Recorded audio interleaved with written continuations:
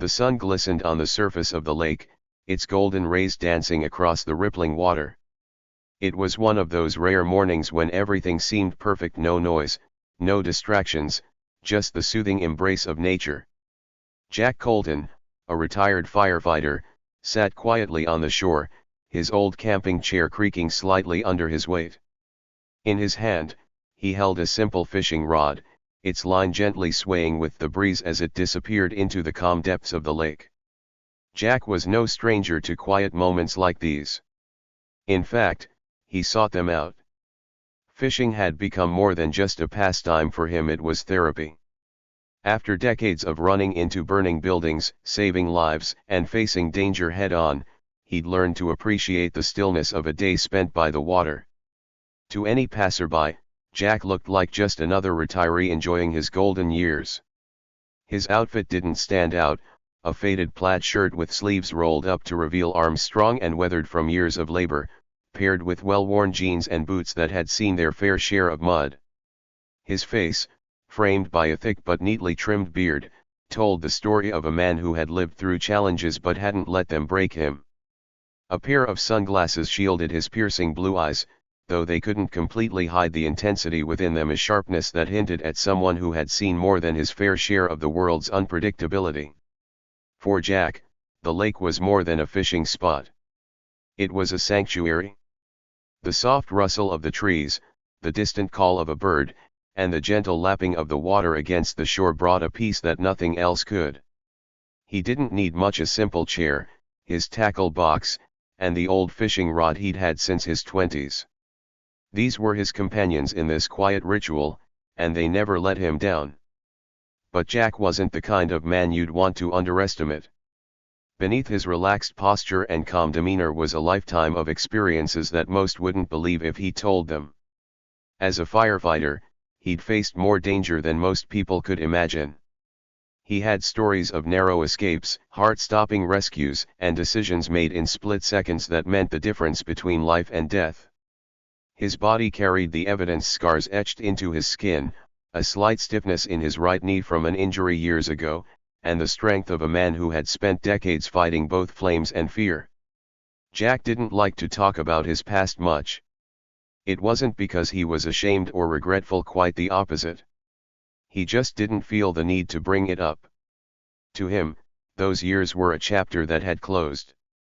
Now, his days were simpler, quieter, and focused on moments like this: casting a line, watching the water, and letting time drift by without a care. But not everyone appreciated the quiet. Unbeknownst to Jack, trouble was rolling toward his tranquil retreat. In the distance, faint at first but growing louder, came the unmistakable rumble of motorcycle engines. The sound cut through the stillness like a blade, growing closer with every second. Jack's eyes flickered toward the sound, though he didn't move from his chair. He had heard plenty of engines in his life, and these weren't the casual hums of travelers passing through. They were loud, aggressive, and came with the kind of energy that spelled trouble. Soon, the source of the noise came into view. 5 motorcycles appeared, their riders clad in leather jackets decorated with patches and symbols. They were young, loud, and brimming with a cocky energy that was impossible to ignore. The group rode up to the edge of the lake, parking their bikes in a messy line as their laughter and shouts filled the air. Jack didn't turn his head. He kept his focus on the water, reeling in his line slowly as though the newcomers were nothing more than background noise. It wasn't that he was unaware of them. He'd simply learned a long time ago not to react too quickly. Observe first, act later. That had been his motto for years, and it had served him well. The bikers, however, weren't the kind to go unnoticed. One of them, clearly the leader, stepped off his bike with a swagger that suggested he thought he owned the place. He was tall and muscular, with a beard that looked more styled than rugged. His sunglasses reflected the sunlight as he surveyed the area, a smirk playing on his lips. "Nice little spot you got here, old man," the leader called out, his voice carrying over the water. Jack didn't respond. He wasn't in the mood for small talk, especially not with someone who had just disturbed his peace. Another biker, shorter but just as brash, chimed in. You here all by yourself? Brave guy. Not everyone would want to be alone out here, you know. Jack's hand tightened slightly on his fishing rod. Not enough to be noticeable, but enough to channel the faint annoyance bubbling under his calm surface. He didn't like bullies, and these guys were radiating the kind of energy he'd seen in plenty of people who liked to throw their weight around. The leader took a step closer, his boots crunching on the gravel. What's the matter? Cat got your tongue? Or maybe you're just one of those strong, silent types. Jack finally turned his head, his face calm but his eyes sharp. He took a long moment to look at the group, as though sizing them up without a word. Then he turned back to his fishing rod and cast his line again.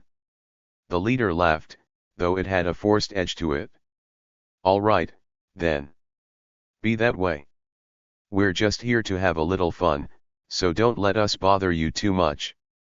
Jack said nothing, but his silence spoke volumes. He wasn't scared of them, and he wasn't interested in playing their game. To the bikers, it might have seemed like indifference. To anyone who knew Jack, it was the calm before the storm. The bikers didn't realize it yet, but they had chosen the wrong spot, and more importantly, the wrong man to mess with. The bikers settled into their self-imposed domain, their boisterous voices echoing off the trees. They pulled out cans of beer, tossing the empties carelessly onto the ground as they joked and hollered. One of them, a wiry man with a bandana tied around his head, picked up a rock and hurled it into the lake, sending a splash rippling through the once still water. Bet I can throw farther than you, he taunted another biker, grabbing another rock. Jack watched this out of the corner of his eye. He still said nothing, but a small sigh escaped his lips. Moments like this were why he avoided spots too close to town. You couldn't control who might show up, and sometimes, people didn't know how to respect the land or the peace it offered. Hey, check it out, said the tallest of the group, nudging his friend. He pointed at Jack with a smirk. Old man's just gonna sit there, huh? Maybe he's meditating or something. The leader laughed, shaking his head. Nah, he's just hoping we'll leave him alone. Isn't that right, Pops? He turned toward Jack and raised his voice. You want us to leave you alone, just say the word. Oh, wait, you haven't said a single word yet. Maybe you can't talk. More laughter erupted from the group, but Jack didn't flinch. He reeled in his line and checked his bait, moving as though he hadn't heard a thing. In truth, he had heard every word. He just wasn't interested in engaging. Years of experience had taught him that reacting to people like this usually only added fuel to their fire. But the bikers mistook his calmness for weakness. Come on, man, the wiry one said, stepping closer to Jack's chair. We're just having some fun. Don't be so uptight. You don't own this lake. Jack cast his line again, the bait plopping gently into the water. He leaned back in his chair, letting the tip of the rod rest on the holder. And neither do you, he said simply, his voice steady but firm. The response surprised the group. For a moment, there was silence, broken only by the faint hum of insects and the rustle of leaves in the breeze. Then the leader barked out a laugh. Oh, so he can talk. See, I knew you had it in you, old-timer. Jack didn't respond further. His attention remained fixed on the lake, his face unreadable. All right, let's leave him be, the wiry one muttered, retreating toward the group. Guys, no fun anyway. But the leader wasn't ready to let it go. He strutted closer, standing just behind Jack's chair. You know, it's not very neighborly to ignore people when they're just trying to be friendly, he said, his tone dripping with mockery. We're all just here to enjoy the lake. Maybe we can share a beer or something. What do you say? Jack tilted his head slightly, glancing up at the man without fully turning. I say you should enjoy the lake quietly, without bothering anyone else. The leader's smirk disappeared, replaced by a faint scowl. "Is that so? You trying to tell us what to do now?" Jack turned fully this time, his movements deliberate. He didn't stand, but his gaze locked onto the leaders, and for the first time, the man faltered. There was something in Jack's eyes, calm, but piercing. It wasn't anger or fear. It was the look of someone who had faced far greater challenges than this and come out stronger every time. "I'm telling you," Jack said evenly, "to respect the place and the people around you." The leader held his ground for a moment, then laughed again, though it sounded more forced this time. "All right, Pops. You got it? We'll respect the place. But don't go thinking you can boss us around." He turned back toward his friends, who were now watching with a mix of amusement and unease. "Let's see how much respect this place really deserves, huh?" Jack's eyes followed them as they moved back toward their bikes. He had seen people like this before, arrogant, restless, looking for trouble to entertain themselves. He hoped they'd tire out and move on, but he knew better than to count on it. The bikers' antics escalated. They revved their engines, letting the deafening roars echo across the lake. One of them raced his bike dangerously close to the water's edge, kicking up mud and rocks. Another pulled out a portable speaker and cranked the volume, blasting music that clashed with the natural harmony of the setting. Jack remained where he was, his hands steady on his fishing rod. But inside, his patience was wearing thin. This was more than just a disturbance to his peace. Their recklessness was damaging the environment, a place Jack held sacred. Finally, one of the bikers, a younger man with a wild streak in his eyes, grabbed a stick and started swinging it at the reeds near the shore. "Look at me. I'm clearing the place out for you, Pops," he shouted, laughing as he snapped the stems and tossed them into the water. "That was it?" Jack set his fishing rod down carefully, standing up with deliberate calm. His movements were slow, almost unassuming, but there was an undeniable energy in the way he carried himself, a quiet power that seemed to shift the air around him. "Enough," he said, his voice cutting through the noise like a blade. The bikers froze, turning to look at him. Even the leader seemed momentarily caught off guard by the authority in Jack's tone. "What did you say?" the leader asked, taking a step closer. "I said enough," Jack repeated. He wasn't yelling, but there was a firmness in his voice that left no room for argument. "You've had your fun. Now clean up your mess and move on." The leader's eyes narrowed, his bravado returning as quickly as it had faltered. "And what if we don't? You gonna make us, old man?" Jack didn't answer right away. He let the question hang in the air, his steady gaze meeting the leader's challenging one. Then, slowly, he reached into his pocket and pulled out a small badge, the emblem of his years as a firefighter. He held it up briefly, just long enough for them to see. "You see this?" Jack said, his voice calm but unyielding. "I've spent my life protecting people and places like this. I've faced fires, storms, and disasters you can't even imagine. So, believe me when I say, I'm not afraid of you. Now, pick up your trash and leave." For a moment, the group was silent, unsure how to respond. Jack wasn't yelling, threatening, or posturing. But there was something in his words and the way he carried himself that made them hesitate. The leader's smirk wavered, but his pride wouldn't let him back down. "You've got guts, old man," he said, his tone quieter now but still laced with defiance. "But we're not done here yet." Jack didn't flinch. "You're done when I say you're done." The tension was thick in the air, a standoff between one man and 5 bikers. But even as they outnumbered him, there was a sense that they were the ones on the defensive.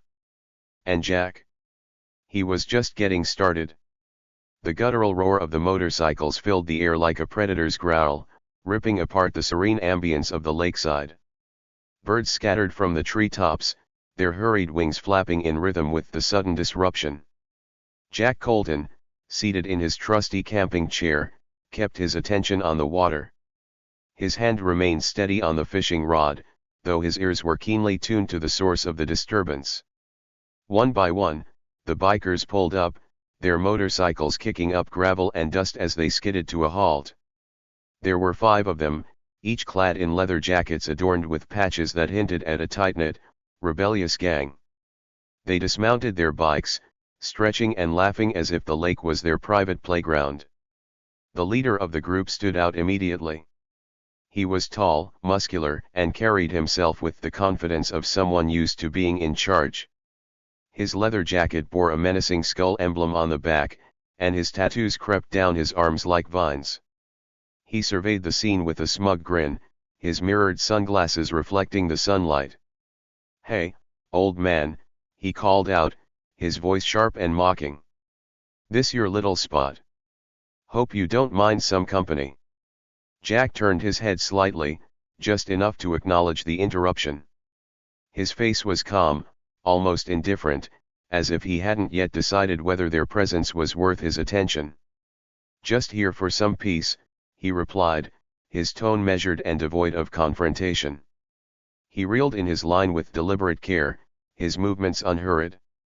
The leader chuckled, a low, condescending sound that signaled he wasn't about to take the hint. "Peace, huh? Well, peace isn't really our thing, is it, boys?"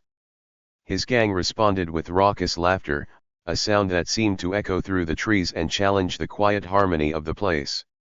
They weren't here for the fishing or the scenery. They were here to claim the lake, if only for the afternoon, and their swagger made it clear they didn't plan to share.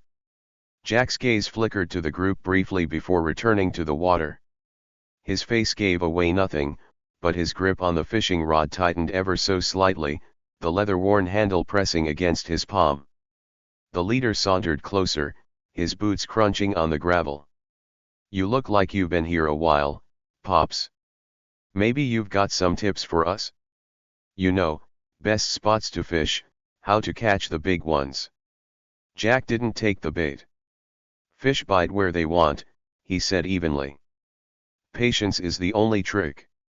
The leader's grin widened, his expression bordering on predatory. "Patience, huh? Not really our style. We like action. Thrills. Guess you wouldn't know much about that, though, huh?" Behind him, one of the bikers, a wiry guy with a bandana tied around his forehead, picked up a rock and skipped it across the water. "Bet this old-timer hasn't had a thrill in decades," he sneered, prompting another wave of laughter. Jack remained seated, his body still as a stone. He didn't engage, but he didn't retreat either. To the bikers, his silence might have looked like submission. To Jack, it was control. "Tell you what," the leader said, his tone turning mock-friendly as he gestured toward Jack's chair. "How about we make this a little more interesting? You pack up and give us the lake, and we'll make sure nobody bothers you. Deal?" Jack's jaw tightened imperceptibly. He lowered his fishing rod and turned to face the group fully for the first time. His eyes, sharp and unyielding, locked onto the leader's, and for a moment, the air seemed to shift. "No deal," Jack said firmly. The leader's smirk faltered, just for an instant, before he covered it with a laugh. "Oh, you've got some fight in you after all," he said, clapping his hands mockingly. "I like that. But you might want to think twice before getting tough with us." Behind him, another biker, a burly man with a shaved head, spoke up. "Yeah, man. There's 5 of us and 1 of you. Doesn't seem like great odds, does it?" Jack leaned back slightly in his chair, his posture relaxed but his eyes never leaving the group. "Depends on who's counting," he said. The bikers exchanged confused glances, their laughter fading slightly as the weight of Jack's words settled in. The leader tilted his head, his smile turning into a sneer. "You trying to scare us, old man? Because it's not working." Jack didn't answer immediately. Instead, he reached down to his tackle box, opening it as if to retrieve more bait. But his movements were slow, deliberate, and the subtle tension in the air made the bikers shift uneasily. "What's he doing?" the wiry one muttered, stepping back slightly. "Relax," the leader snapped, though his own stance had stiffened. Jack pulled out a small multi-tool, flipping open the blade. It wasn't a weapon, not in the traditional sense, but in Jack's capable hands, it might as well have been. He calmly began cutting a piece of fishing line, his focus seemingly back on his task. The leader laughed nervously. "Nice knife, Pops. You planning to whittle us some fish hooks?" Jack didn't look up. "Just preparing for what comes next," he said quietly. The group fell silent, their bravado wavering. Something about Jack's calmness, his complete lack of fear, was unsettling. He wasn't posturing or trying to intimidate them. He was simply unbothered, as if he had faced far greater threats than a gang of rowdy bikers. But the leader wasn't ready to back down. His pride wouldn't let him. "All right, old man," he said, stepping forward until he was almost towering over Jack. "You want to play it tough? Fine. But don't say we didn't give you a chance to walk away." Jack slowly stood up, unfolding his tall frame with practiced ease. He wasn't an imposing man by size, but there was a presence about him, an unshakable steadiness that seemed to take up more space than his physical form. "I'm not the one who needs to walk away," Jack said, his voice steady and firm. The bikers stiffened, their earlier laughter now replaced with uncertainty. Even the leader seemed to hesitate, his eyes scanning Jack as if trying to figure out what he was up against. "Let's just leave it," one of the bikers muttered, glancing toward the others. "It's not worth it." But the leader turned sharply, his ego unwilling to let him back down. "Not worth it," he repeated, his voice rising. "We don't take orders from some washed-up old fisherman." He turned back to Jack, his fists clenched. "Last chance, old man. Leave, or we make you leave." Jack tilted his head slightly, his gaze unwavering. He said nothing, letting the tension speak for itself. The leader took a step closer, but before he could say another word, Jack shifted his stance, a subtle but unmistakable move that set the air buzzing with potential energy. And in that moment, the bikers realized they weren't facing just an old man. They were standing before someone who had faced fire, chaos, and the worst the world had to offer, and walked away stronger every time. The question wasn't whether Jack would respond. It was whether they'd regret making him. The leader stood frozen for a moment, his bravado clashing with the growing unease in his gut. He could feel the shift in the atmosphere, but pride kept him rooted in place. His gang waited behind him, their earlier confidence eroded into cautious murmurs. "What's the matter?" the wiry one muttered under his breath. "Just do it, man." Jack didn't flinch.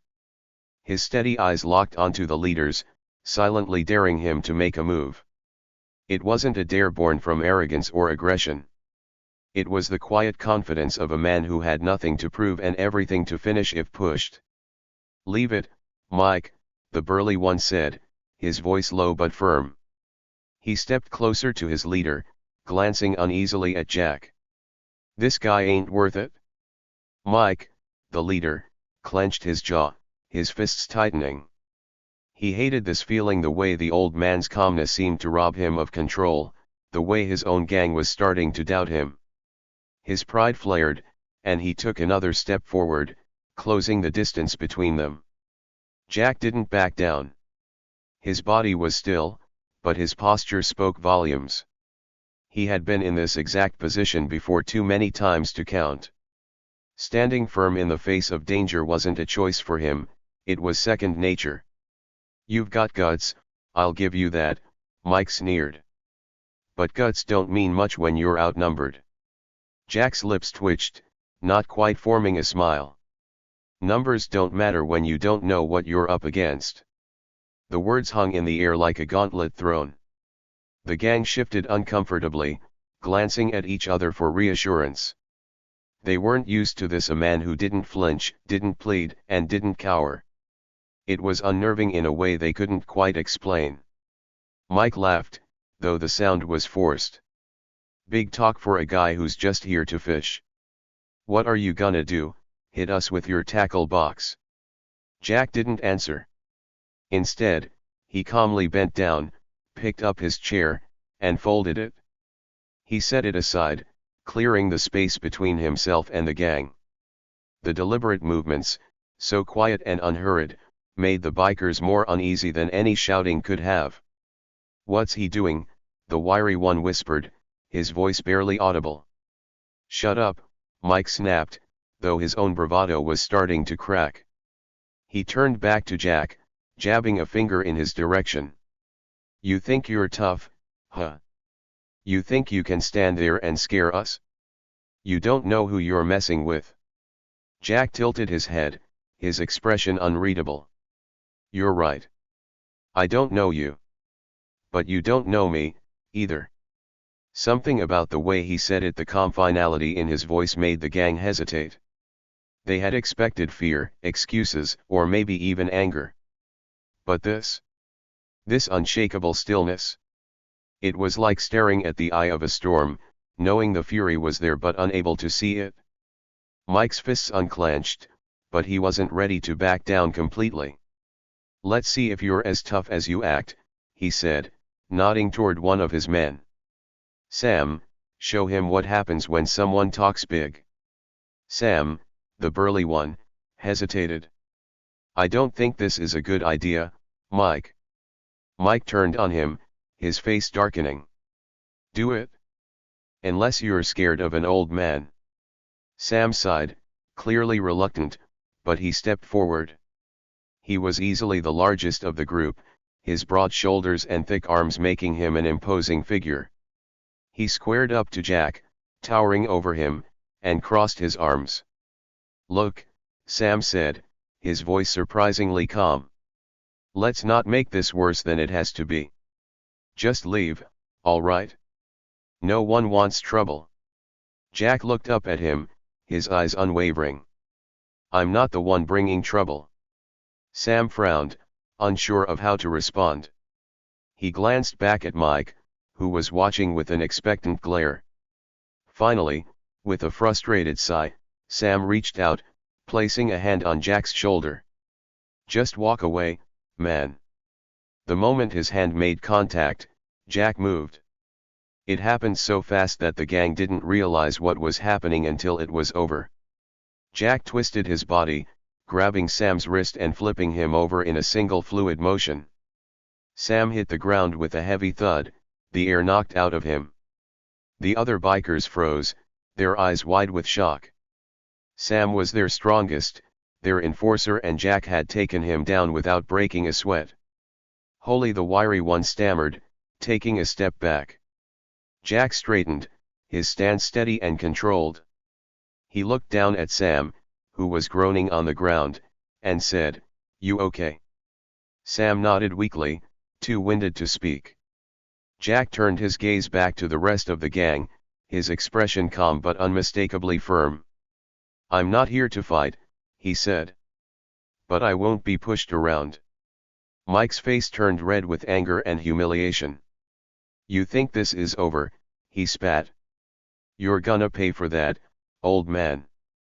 Jack didn't flinch. "Walk away. Now." The gang hesitated, their earlier bravado completely gone. Even Mike seemed unsure of his next move, his confidence shattered by the ease with which Jack had handled Sam. "This guy's crazy," the wiry one muttered. "We should go." "Shut up." Mike snapped, but his voice lacked conviction. He looked at Jack, his fists clenched at his sides, and for a moment, it seemed like he might charge. But then Jack took a step forward, not aggressive, but deliberate. It was a small movement, but it carried the weight of 1,000 battles won. And in that moment, Mike knew he was outmatched. "Let's go," Mike said through gritted teeth, his voice low. He turned to his gang, jerking his head toward their bikes. "We're done here." The bikers exchanged relieved glances, quickly retreating to their motorcycles. Sam struggled to his feet, wincing, and followed them without a word. As they revved their engines and sped away, Jack stood motionless, watching them disappear into the distance. The lake grew quiet again, the tranquility slowly returning. Jack exhaled deeply, bending down to pick up his fishing rod. He cast his line into the water and settled back into his chair, as if nothing had happened. The ripples on the lake smoothed out, the world around him regaining its peace. But Jack knew it wasn't over, not yet. People like that didn't take defeat lightly, and they rarely let things go. But Jack wasn't worried. He'd faced worse and he was ready for whatever came next. The laughter from the leader was joined by his gang, though their chuckles sounded more forced now. Jack's calm, quiet demeanor seemed to pull at their bravado like a slow unraveling thread. The leader, emboldened by the attention, puffed out his chest and stepped forward. "You don't scare me," the biker spat, standing inches from Jack. His breath reeked of beer, and his bravado radiated insecurity. "You think you're some kind of tough guy just 'cause you don't flinch?" Jack didn't reply. His eyes dropped to the spilled tackle box, now scattered and dirty. He crouched down, picking up a fishing hook and inspecting it with care, as if the biker wasn't even there. The gang shifted uneasily in the background, their loud posturing earlier replaced by murmurs. "Hey," the leader snapped, clearly irritated by Jack's lack of reaction. "I'm talking to you."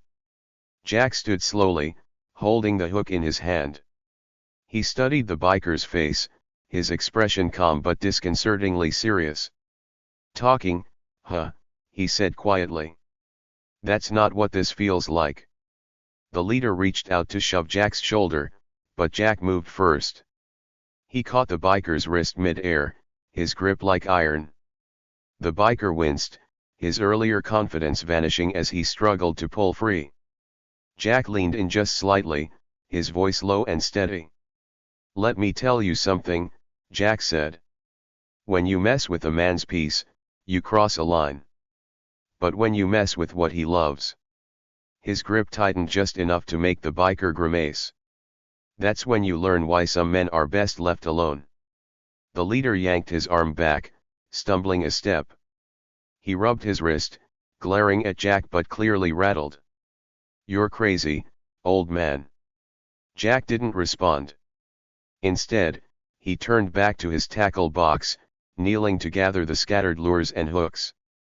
He placed them back inside, his movements deliberate, almost ritualistic. The gang watched in uneasy silence, unsure whether to step in or retreat. But the leader wasn't ready to back down completely. He barked out a laugh, though it lacked conviction. "Yeah, you're real tough when it's just us. Let's see how tough you are when my friends show up." Jack paused, his hand stilling over the tackle box. He straightened, brushing dirt off his palms, and looked the leader in the eye. "Bring whoever you want," he said simply. "Just make sure they're ready." The leader scoffed, but there was an edge of hesitation in his voice now. "You'll regret this." With that, he turned and stormed back to his bike, muttering curses under his breath. The gang followed, their earlier bravado replaced by nervous glances over their shoulders. They revved their engines and took off down the dirt road, the roar of their motorcycles fading into the distance. For a moment, the lake was silent again. Jack returned to his chair, picking up his fishing rod and casting the line into the water. The calm had returned, but it was a fragile piece. Jack knew the bikers wouldn't let this go. As the sun dipped lower in the sky, painting the lake in hues of gold and orange, Jack's thoughts wandered. This wasn't the first time he'd faced men like them. Bullies came in all shapes and sizes, but their patterns were always the same: loud, brash, and fueled by insecurity. He'd seen it before, in the firehouse and on the field. Rookie firefighters who puffed out their chests, eager to prove they were tougher than the veterans. But the real test of toughness wasn't in words or posturing, it was in action, in the moments when lives were on the line and there was no room for ego. Jack's mind drifted to one particular fire, years ago. A factory blaze that had raged out of control, trapping workers on the upper floors. Jack had led his team through the inferno, his calm under pressure saving lives that day. It wasn't about being fearless, it was about channeling fear into focus, about standing steady when everything around you was chaos. That was the kind of strength those bikers didn't understand. And if they came back, Jack was ready to teach them. Night fell, and the lake shimmered under the moonlight. The air was cool and quiet, the only sounds the gentle lapping of water and the occasional chirp of crickets. Jack had packed away his gear and was sitting by a small fire, its warm glow flickering across his face. Then came the distant rumble. Faint at first, but growing louder with each passing second. Jack didn't need to look to know who it was. He stirred the fire with a stick, his movements unhurried, as the roar of motorcycles drew closer. The bikers returned, but this time they weren't alone. The leader, Mike, had brought reinforcements, at least 10 more men, their bikes forming a semicircle around Jack's campsite. They dismounted, their faces shadowed but their intentions clear. Well, Mike said, stepping forward with a smirk. Still here, old man? Thought you'd run off by now. Jack looked up, his expression calm. I don't run. The gang exchanged uneasy glances. Mike's smirk faltered for a moment, but he quickly covered it with bravado. Big words for one guy against all of us. Jack's eyes scanned the group, his gaze steady. You've got numbers, he said, his voice even. But numbers don't win fights. Skill does. The words hung in the air, heavy with meaning. The gang shifted, their earlier confidence now tinged with doubt.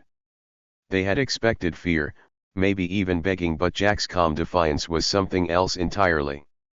Mike laughed, though the sound was hollow. All right, tough guy. Let's see what you've got. He gestured to one of the newcomers, a wiry man with a cocky grin. The man stepped forward, cracking his knuckles as he approached Jack. Jack stood slowly, brushing off his hands. His movements were measured, deliberate, and utterly unafraid. He wasn't just defending himself, he was sending a message. The wiry man lunged, his fists flying in a wild punch aimed at Jack's face. But Jack sidestepped easily, his movements fluid and precise. Before the man could recover, Jack grabbed his arm, twisted it, and sent him sprawling to the ground with a single motion. The gang gasped, their bravado cracking under the weight of what they'd just witnessed. Jack stood over the fallen man, his stance relaxed but ready. Anyone else? Jack asked, his voice calm but carrying an undeniable edge. The bikers hesitated. They outnumbered him, but Jack's confidence and the ease with which he had taken down their friend had shaken them. Mike stepped forward, his face dark with anger. You think you're some kind of hero, he snarled. This isn't over. Jack's gaze didn't waver. It is if you're smart, he said. But if you want to keep going, I'll be here. Mike's fists clenched, but he didn't move. The rest of the gang hung back, their earlier bluster replaced by silence. One by one, they started retreating to their bikes, unwilling to face the man who had just dismantled their confidence with nothing but skill and composure. Mike glared at Jack, his pride warring with his better judgment. Finally, with a growl of frustration, he turned and mounted his bike. This isn't over, he said again, though the words sounded hollow. Jack watched as the bikers roared away, their engines fading into the distance. The quiet returned, the lake once again peaceful under the moonlight. Jack sat back down by the fire, adding another log to the flames. He knew they might come back, but he also knew that he'd be ready. Jack didn't move for a long while after the bikers sped away, the echoes of their roaring engines swallowed by the night. His eyes remained fixed on the fire, its flickering glow reflecting off his face. His calm exterior belied the storm of thoughts running through his mind. This wasn't the first time someone had underestimated him, and it likely wouldn't be the last. But this time, the stakes felt different. The bikers had crossed a line, not just with their antics but with their blatant disrespect for everything Jack stood for: peace, discipline, and resilience. Jack sighed, his hand reaching for the thermos beside him.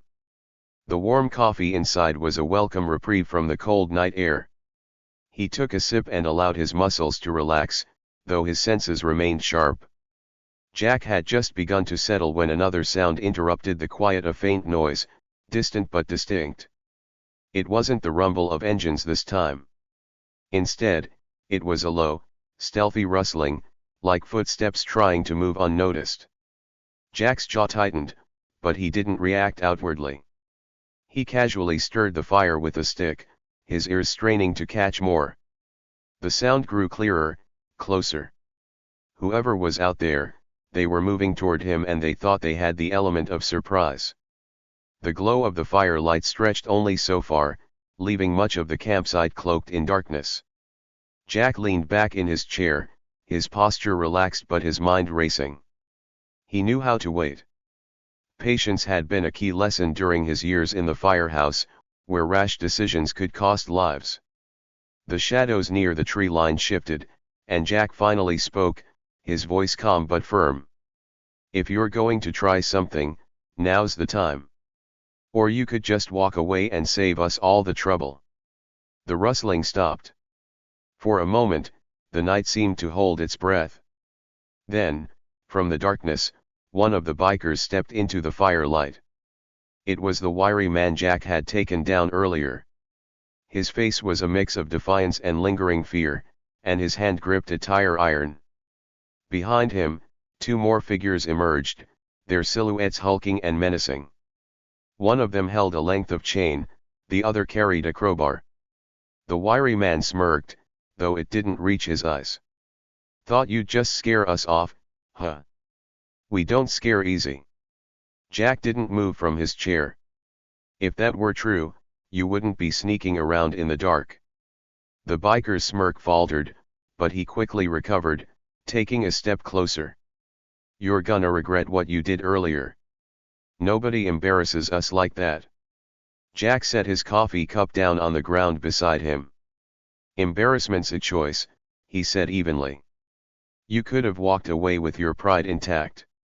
But you decided to double down. So here we are." The wiry man snarled, raising the tire iron. The other two spread out, attempting to flank Jack. Still, Jack remained seated, his gaze steady, his movements deliberate. "You know," Jack began, his tone almost conversational, "there's a lesson in all this.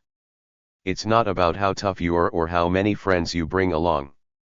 It's about understanding when you're outmatched." The wiry man lunged, his tire iron swinging downward.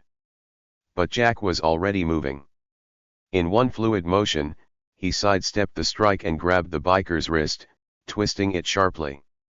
The tire iron clattered to the ground as the man cried out in pain. Before the other two could react, Jack turned his attention to the one with the chain. The man swung it wildly, but Jack ducked, closing the distance between them in an instant. Using the chain's momentum against its wielder, Jack yanked it free and sent the man stumbling backward. The third biker hesitated, his crowbar raised but his confidence wavering. Jack's eyes locked onto his, and for a moment, neither moved. Then Jack took a step forward, his presence commanding, and the man dropped the crowbar and bolted into the woods. Jack exhaled slowly, his stance relaxing as the immediate threat dissipated. The wiry man was still on the ground, clutching his wrist and glaring up at Jack. "You're gonna pay for this," he spat through gritted teeth. Jack crouched down, his face inches from the bikers. "No," he said quietly. "You're going to walk away. And you're going to tell your friends that this is over." The man's glare faltered under Jack's intense gaze. He scrambled to his feet and disappeared into the darkness, leaving behind the tire iron and his pride. The rest of the night passed without incident, but Jack didn't sleep. He sat by the fire, his mind racing. This wasn't just about a group of rowdy bikers anymore. Their determination to escalate things suggested something deeper, a need to prove themselves, perhaps, or a grudge they couldn't let go of. As dawn broke, Jack decided it was time to prepare. He wasn't looking for a fight, but if one came to him, he'd be ready. The next day, Jack made a few subtle changes to his campsite. He adjusted the positioning of his chair and fire pit, ensuring he had clear sight lines in all directions. He sharpened his tools not as weapons, but as reminders of his resourcefulness. He also scouted the area, memorizing the terrain. The lake, the trees, the rocks, all of it could be used to his advantage if the bikers returned. Jack's years as a firefighter had taught him the value of preparation. Whether it was a burning building or a group of hostile men, the principle was the same: control what you could and adapt to the rest. It wasn't long before the bikers came back. This time, they arrived in full force, 15 of them, their engines roaring like a storm. They surrounded Jack's campsite, their leather jackets gleaming in the sunlight. At the center of the group was Mike, his expression a mix of anger and determination. Jack stood calmly, his hands at his sides. "Morning," he said, his voice neutral. Mike dismounted, pointing a finger at Jack. "This ends today." Jack nodded. "You're right about that." The tension crackled in the air like an electric current. The bikers began to fan out, their numbers creating a sense of inevitability. But Jack didn't back down. His calm, steady presence was like a stone in the middle of a raging river. Before the confrontation could escalate further, Jack spoke, his voice cutting through the noise. "Before you do something you'll regret, ask yourselves this: is this fight worth it? Because I promise you, I won't make it easy." The bikers hesitated, their movements faltering. Jack's words weren't a threat, they were a promise. And promises from men like Jack carried weight. Mike took a step forward, his jaw clenched. "You don't scare us." Jack tilted his head slightly, his gaze unwavering. "Then what are you waiting for?" For a long moment, no one moved. Then, one by one, the bikers began to shift uncomfortably, their earlier confidence eroding under Jack's steady gaze. The balance of power had shifted not because of numbers, but because of presence. Jack's calm resolve was more intimidating than any show of force. Finally, Mike lowered his fists, his shoulders sagging as he realized the futility of the situation. "Let's go," he muttered, his voice laced with frustration. The bikers hesitated, but one by one, they followed their leader. As they rode off into the distance, the roar of their engines fading, Jack stood alone once more. The lake was silent again, the peace restored. Jack exhaled slowly, his posture relaxing. He knew this wasn't just about winning a confrontation, it was about standing firm in the face of chaos and refusing to be moved. As the sun set over the water, Jack returned to his chair, casting his line back into the lake. The calm had returned, and this time, it felt earned. The air crackled with tension as Jack stood there, towering over the sprawled and groaning bikers. The quiet lake had turned into an unexpected battleground, and the serenity of nature seemed to mock the chaos that had just unfolded. Jack's breathing was steady, his stance unshaken, as if the confrontation had merely been another routine challenge in his life. The leader, Mike, struggled to prop himself up on his elbows, his pride battered more than his body. His eyes were wide with disbelief, scanning Jack's calm, composed figure. "You can't just do this." "Who are you?" he demanded, his voice shaky but defiant. Jack regarded him coolly, a faint smirk tugging at the corners of his mouth. He reached down to pick up his tackle box, brushing off the dirt as though it were the most natural thing in the world. "I told you," he said evenly. "I'm just a guy who likes to fish." The other bikers stirred, groaning as they tried to recover. Their bravado from earlier had evaporated, replaced by a collective realization that they had gravely underestimated their opponent. Jack's movements had been too precise, his strength too overwhelming for a man they had dismissed as an aging retiree. One of the younger bikers, a wiry man with a scraped cheek, whispered to the man beside him, "No way, he's just some fisherman. Did you see the way he—" "Shut up," the other muttered, his tone laced with fear. "He's not normal."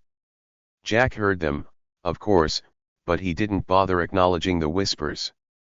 Instead, he turned his attention back to the fire, poking at the embers with a stick as if nothing had happened.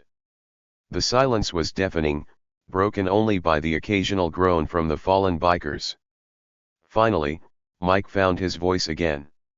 "You don't just walk away from this," he spat, though the tremor in his voice betrayed him. "We've got connections. You'll regret messing with us." Jack straightened, his full height casting a shadow over the defeated gang. His piercing gaze locked onto Mike's, and for the first time, the biker leader felt truly small. "You think this is about connections?" Jack's voice was low but carried an edge that sent a shiver down Mike's spine. "You came here looking for trouble.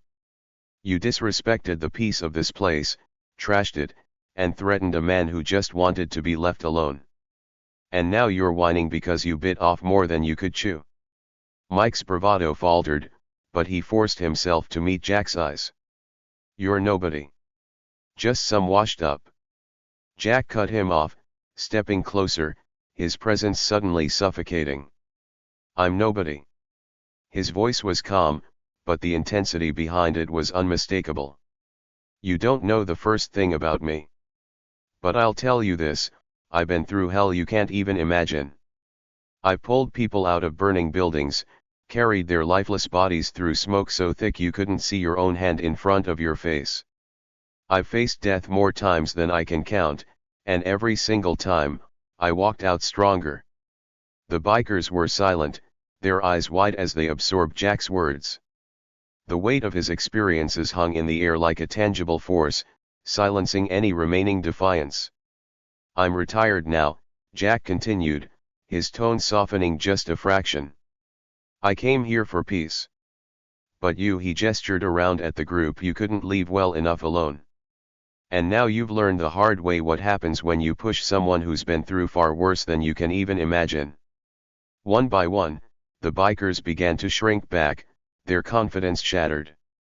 The younger members exchanged nervous glances, their earlier bravado replaced with a growing desire to disappear. You think you're untouchable?" Mike finally managed to say, though his voice lacked the bite it once had. "We've got numbers. You can't win forever." Jack gave a short, humorless laugh. "You're still not getting it, are you?" He crouched down, meeting Mike at eye level. "This isn't about winning. It's about knowing when to stop digging your own grave." The tension between them was palpable, the firelight casting flickering shadows that danced like ghosts around a campsite. For a moment, no one moved, the weight of Jack's words settling over them like a heavy blanket. Jack stood and took a step back, giving the gang space to collect themselves. "You've got a choice," he said, his voice carrying an air of finality. "You can keep pushing your luck, or you can take this as the lesson it's meant to be and walk away. Leave this place the way you found it, quiet, peaceful. And don't come back." Mike hesitated, his pride warring with his common sense. But even he could see that the odds weren't in their favor. Jack wasn't just a man they had seen that now. He was something else entirely, a force they hadn't been prepared for.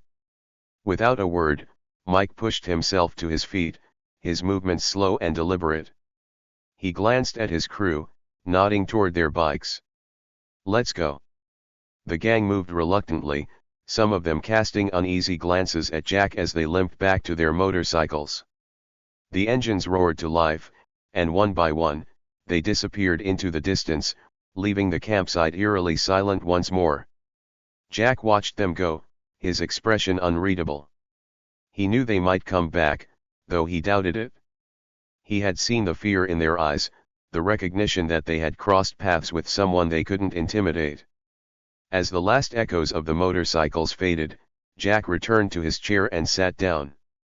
The lake was calm again, the gentle lapping of the water against the shore the only sound. He leaned back, his gaze fixed on the horizon, and let out a slow breath. He had wanted peace, and now, perhaps, he could finally have it. But if not, he was ready. After all, Jack Colton wasn't just any retiree.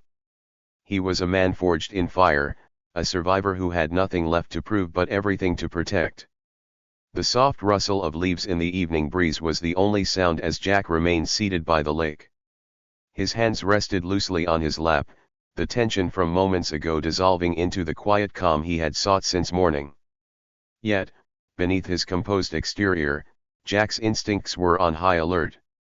He had learned long ago never to fully trust that a threat was gone until it was far behind him. Jack's eyes flicked briefly toward the trail where the bikers had disappeared. He'd seen enough to know that men like them often let their wounded pride dictate their actions. Their departure felt more like a retreat than a surrender, and retreats often ended in counterattacks. Pulling out his small camping stove, Jack ignited the flame and set a kettle of water to boil. He moved with deliberate calm, but his ears remained attuned to every sound. Years of running into unpredictable, life-threatening situations had trained him to anticipate danger before it fully revealed itself. The bikers' leader, Mike, wasn't the type to take humiliation lying down. Jack had read the defiance in his eyes, even as the man had limped away with his crew. That defiance, Jack knew, could turn into recklessness. A little over an hour passed. Jack finished his simple dinner of fish and coffee, cleaned up his campsite, and leaned back in his chair. The sun had dipped below the horizon, painting the sky in shades of deep purple and orange. To anyone else, it might have seemed like a perfect ending to a challenging day. But Jack noticed the subtle signs that the peace wouldn't last. A faint, distant hum tickled his ears, the unmistakable sound of engines far off in the woods. They were coming back. Jack sighed, the weariness of the day pressing against his shoulders. He had hoped they'd be smarter than this, but deep down, he hadn't been surprised. He calmly reached into his truck and retrieved a small, locked box from behind the driver's seat. He opened it to reveal a collection of tools: a flashlight, a multi-purpose knife, and an old, reliable emergency flare gun. He didn't relish the idea of using force again, but Jack had no illusions about what might come next. The bikers wouldn't make the same mistake of underestimating him. If they returned, it would be with a plan, possibly weapons, and likely more numbers. Jack made his way toward the edge of the campsite, checking his surroundings. The lake glimmered in the moonlight, and the nearby trees swayed gently in the wind. He took note of potential cover, escape routes, and areas where he could position himself if the need arose. His steps were silent, his movements fluid, as though he were stalking through a burning building instead of the serene wilderness. Each step was calculated, each decision made with the clarity of someone who had faced danger more times than he could count.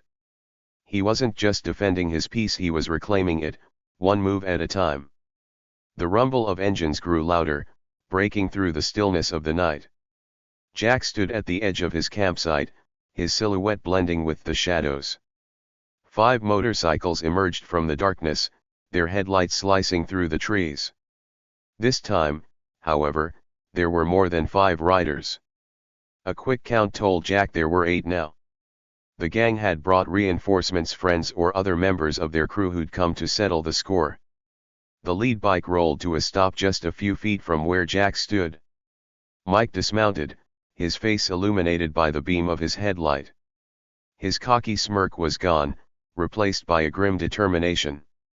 He was still nursing the bruises from earlier, but his posture was rigid, his fists clenched at his sides. "We're not done here, old man," Mike growled. "You humiliated us. And nobody does that to me." The other bikers dismounted, spreading out to form a loose circle around Jack's campsite. Their leather jackets gleamed in the moonlight, the patches on their backs marking them as part of a larger group. Jack's eyes flicked over their positions, noting the weapons: some carried bats, chains, and even a few knives. Jack took a slow step forward, his hands at his sides. "You came back," he said, his voice steady and calm. "Not a smart move." Mike sneered. "You think you're tough because you took us down earlier? Let's see how you handle all of us." One of the newcomers, a stocky man with a chain wrapped around his fist, barked a laugh. "You're all alone now, old-timer. Should have stayed in your rocking chair." Jack's lips twitched into a faint smile. "You think I'm alone," he said softly, the weight of his words hanging in the air. The bikers glanced at each other, some of their confidence faltering. Jack's composure unsettled them. It wasn't the demeanor of a man outnumbered and cornered, it was the demeanor of someone who held all the cards.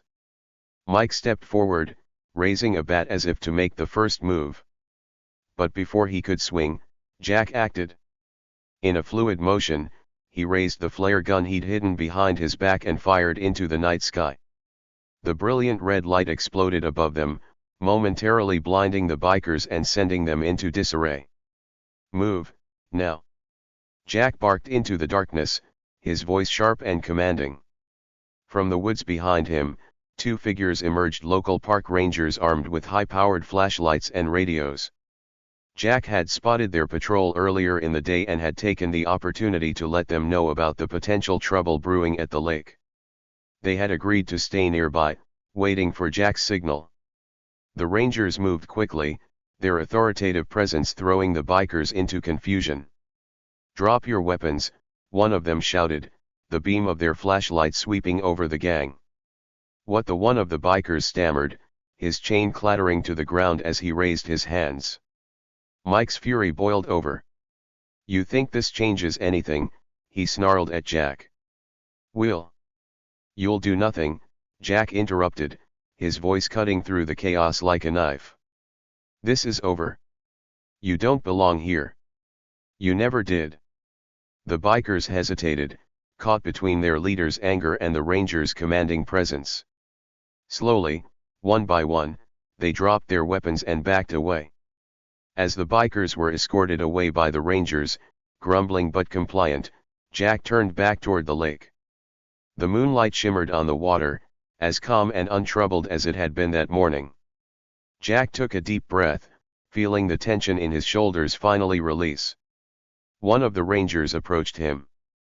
"You sure you're okay out here alone, Mr. Colton?" she asked, her tone laced with genuine concern. Jack gave her a small smile. "I've faced worse," he said simply. "But thanks for having my back." The ranger nodded, tipping her hat before heading back to her vehicle. Jack watched her go, the faint sound of tires crunching on gravel fading into the distance. Jack returned to his chair, sitting down and gazing out at the lake. The stars sparkled above, the water lapped gently at the shore, and the night returned to its rightful stillness. For the first time in hours, Jack felt a sense of peace settle over him. He knew the bikers wouldn't be back. They had learned their lesson the hard way, and so had anyone else who might have thought this quiet spot was an easy target. Sometimes, Jack thought as he cast his line back into the water, peace isn't something you find. Sometimes, it's something you fight for. And in the end, it was always worth it. The night had grown darker, the moon now high above the trees, casting a soft silver glow across the lake. The distant rumble of the bikers' engines faded completely, leaving behind only the serene sounds of nature, the rustle of leaves, the occasional hoot of an owl, and the gentle ripple of the water. Jack sat back in his chair, the weight of the day slowly lifting from his broad shoulders. He looked at his fishing rod, the line once again steady in the water. Fishing wasn't just a hobby for Jack, it was his sanctuary, a way to escape the noise of the world and reconnect with the simple things in life. Tonight had reminded him that peace is a fragile thing, often challenged by the arrogance or recklessness of others. But it also reminded him of something else: peace is worth fighting for. Jack's hands, scarred and strong, rested lightly on his lap. They weren't the hands of a man looking for trouble, but they were capable hands that had pulled people from burning buildings, steered panicked crowds to safety, and, Yes, defended his right to live quietly when necessary. He glanced toward the trail the bikers had taken, wondering how long it would take them to truly understand the lesson they'd just been taught. Men like that, he knew, often let their pride cloud their judgment. But tonight, their pride had been shattered, and Jack had made sure they'd think twice before messing with anyone who just wanted a quiet day by the water. Just as the lake settled into its tranquil rhythm, Jack heard the unmistakable crunch of tires on gravel. This time, it wasn't the roar of motorcycles. Instead, it was the steady hum of a police cruiser pulling up to the campsite. The red and blue lights flashed softly, cutting through the darkness without disturbing the peace too much. Two officers stepped out of the car, their silhouettes sharp against the headlights. One was a younger man with a notepad in hand, while the other, a seasoned woman with a calm but authoritative demeanor, approached Jack. "Evening," she said, her voice steady but kind. "You Jack Colton?" Jack nodded, keeping his gaze on the lake. "That's me. We had a call about a disturbance in the area," she continued, her eyes scanning the campsite. "Some locals said a group of bikers was causing trouble down here." Jack gestured toward the trail without turning his head. "They're gone now. Headed that way." The younger officer scribbled something on his notepad. "Mind telling us what happened?" Jack leaned back in his chair, his calm demeanor unchanged. "Not much to tell," he said with a slight shrug. "They came looking for trouble. They found it. Then they left." The older officer raised an eyebrow, clearly intrigued. "We've had complaints about that group before," she said. "Rowdy, disrespectful, sometimes even dangerous. Looks like they picked the wrong person to mess with this time." Jack let out a soft chuckle, the kind that carried years of wisdom. "Guess so. But they won't be back. Pretty sure they've learned their lesson." The officer nodded, seeming satisfied. "Still, if they caused any damage or if you want to file a formal report, we can take care of that for you." Jack shook his head. "No damage. No report. Just some scared men who'll think twice next time." The younger officer hesitated. "You sure, sir? These kinds of guys don't usually back down so easily." Jack's eyes met the young man's, steady and firm. "They'll back down," he said simply. "Trust me." After a few more polite questions, the officers thanked Jack for his cooperation and assured him they'd keep an eye out for the bikers. As they drove away, the lake once again returned to its natural state, untouched by the chaos of earlier events. Jack watched their tail lights fade into the distance, feeling a small sense of satisfaction. It wasn't often he needed to rely on others, but knowing the local authorities were aware of the situation gave him a sense of closure. The next morning, the sun rose slowly over the horizon, bathing the lake in golden light. Jack was already awake, his fishing rod in hand and a fresh cup of coffee steaming beside him. The events of the previous night felt distant now, like the fading memory of a bad storm. As he reeled in another catch a decent-sized trout, he noticed movement in the distance. A lone motorcycle approached on the trail, its engine quieter than the roaring group from the night before. Jack watched cautiously, his hand resting lightly on his pocket knife, just in case. The rider stopped a good distance away, removing his helmet. It was one of the younger bikers from the group, a wiry man with a nervous energy about him. He approached Jack slowly, hands raised slightly to show he meant no harm. "Morning," the young man said, his voice hesitant. Jack didn't reply right away. He studied the man, noting the faint bruises on his face, a reminder of last night's confrontation. "What do you want?" Jack asked finally, his tone neutral. The biker shuffled his feet, avoiding Jack's piercing gaze. I just wanted to say sorry. For everything. We shouldn't have done what we did." Jack raised an eyebrow, surprised but not entirely convinced. "And what brought on this sudden change of heart?" The young man looked at the ground, his shoulders slumping. Mike, the leader, he's always pushing us to act tough, to do stupid stuff. But last night, you showed us something. You didn't just fight back. You fought smart. And you didn't hurt us more than you had to. Jack's expression softened slightly, though he didn't let his guard down completely. And, the biker continued, I wanted to let you know that I'm done with them. I'm leaving the crew. Last night made me realize I don't want to end up like Mike, always picking fights and causing trouble. Jack nodded slowly, letting the man's words sink in. Leaving's a good choice, he said finally. But leaving is the easy part. Staying out, that's the real challenge. The young man looked up, his eyes meeting Jack's. I'll do it, he said, his voice resolute. I have to. Jack sipped his coffee, then gave a slight nod. Good luck, kid. Remember what you learned here. With that, the young biker returned to his motorcycle and rode off, leaving Jack alone once more by the lake. Jack stayed by the water for several more hours, catching fish and soaking in the tranquility he had fought so hard to protect. The lake, with its quiet beauty, seemed to thank him in its own way, the ripples on the surface reflecting the sunlight like scattered diamonds. As he packed up his gear and prepared to leave, Jack took one last look at the lake. It wasn't just a fishing spot to him, it was a symbol of everything he valued: peace, resilience, and the quiet strength to stand up for what mattered most. And as he drove away, the sound of the water lapping against the shore stayed with him, a gentle reminder that sometimes, justice isn't about punishment. It's about restoring balance and making sure it stays that way. The sun was low in the sky as Jack Colton drove down the dirt road, leaving the fishing spot behind.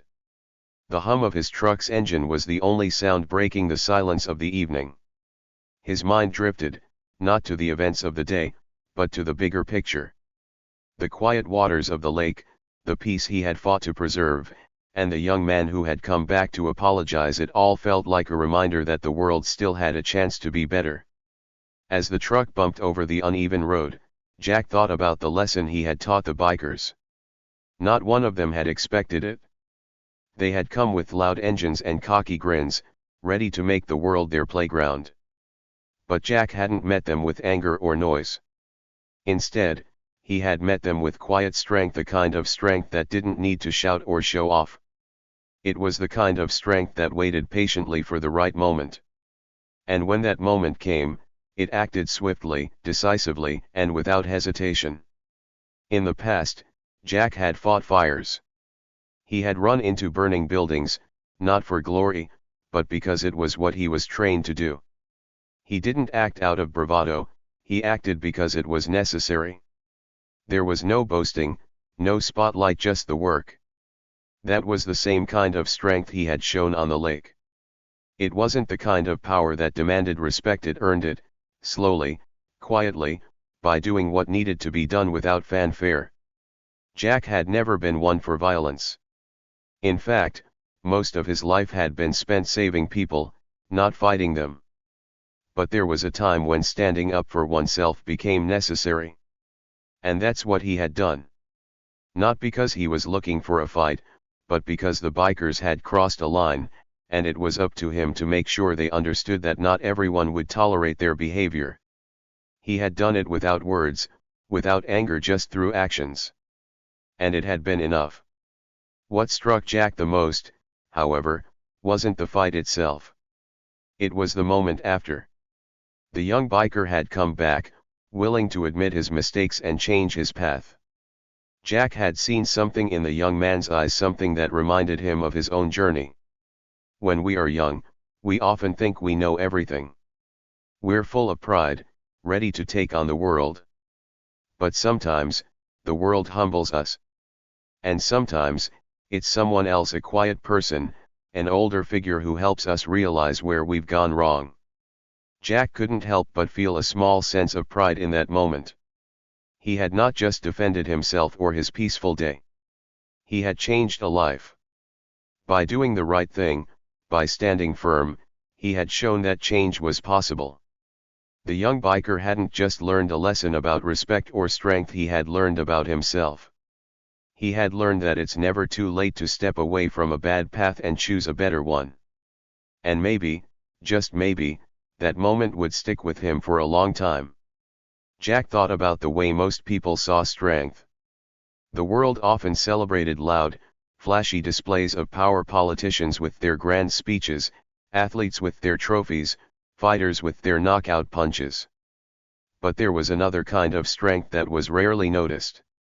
The strength of the man who wakes up every day to work a hard job. The strength of the parent who sacrifices their own comfort for their children. The strength of the quiet person who doesn't need to prove anything to anyone because they know who they are. That was the kind of strength Jack believed in. He thought about his years as a firefighter. How many lives had he saved without anyone knowing his name? How many times had he rushed into danger, not for recognition, but because it was simply the right thing to do? There was no need for applause, no need for thanks. He did it because it was in him to do so. And that's what true strength was all about, doing what needed to be done, without expecting anything in return. As Jack drove on, he realized that maybe that was the most important lesson he had learned over the years. Strength wasn't about power.